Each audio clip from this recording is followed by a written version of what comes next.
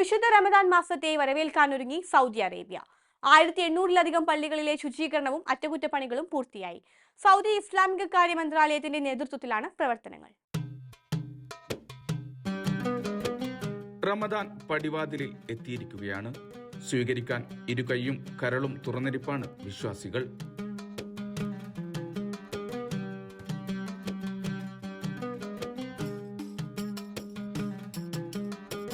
വിശുദ്ധ റമദാൻ മാസത്തെ വരവേൽക്കാൻ വിപുലമായ ഒരുക്കങ്ങളാണ് സൗദിയിലും.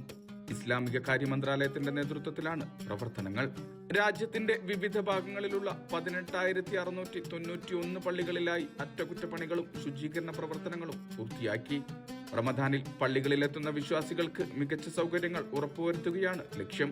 പള്ളികളിലെ സാങ്കേതിക പ്രശ്നങ്ങൾ പരിഹരിക്കുക, മുറ്റം വൃത്തിയാക്കുക, ആവശ്യമായ ക്രമീകരണങ്ങൾ ഒരുക്കുക എന്നിവയാണ് പ്രധാന പ്രവൃത്തികൾ.